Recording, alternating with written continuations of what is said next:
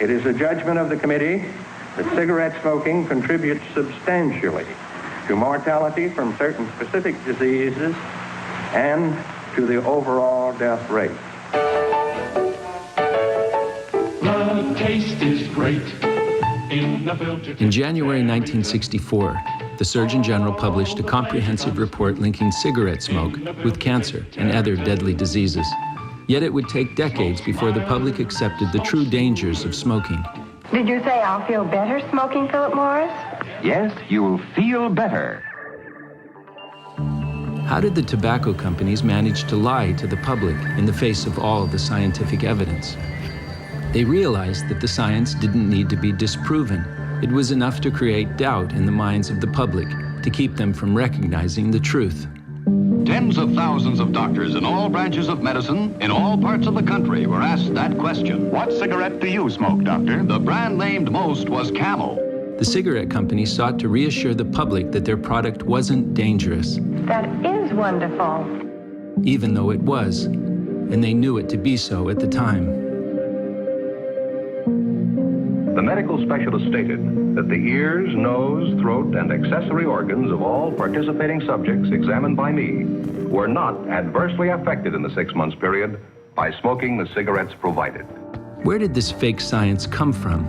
The tobacco industry funded private institutes and individuals to create phony science and disseminate it, creating the appearance there was a debate where there was none. Much of this phony science came from this man, Dr. Frederick Seitz, and the institute he co-founded, the Marshall Institute.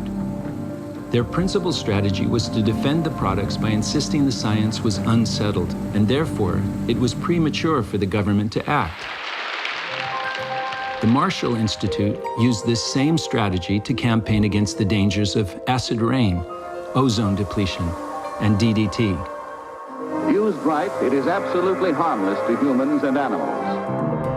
Then, in the 1990s, they began a new doubt and denial campaign that would prove more deadly than anything that had come before. This time, Seitz and the Marshall Institute were being funded by the petroleum industry. With funding from oil and gas companies, think tanks and front groups were formed. Their purpose was to raise questions about the reality of climate change and convince politicians and the media that the science was unsettled. The science is suggesting that maybe all of this isn't really happening, or it's not really dangerous, or it's not really man-made. Holes are being poked in the whole theory of global warming. Global warming is the biggest delusion of our lifetime. Man doesn't control his climate. God controls the climate. Come on! Evaluating propaganda isn't that simple. Recognizing the technique is one step. Another step is to know the purpose. Underlying it all is a simple concept. The public can't understand the complex science of climate change. So convince them that the scientists don't fully comprehend it yet either. And then persuade them that without sound science, it makes no sense to take preventative action. Please consider yourself to be under oath.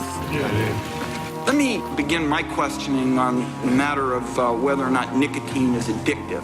I believe nicotine is not addictive yet.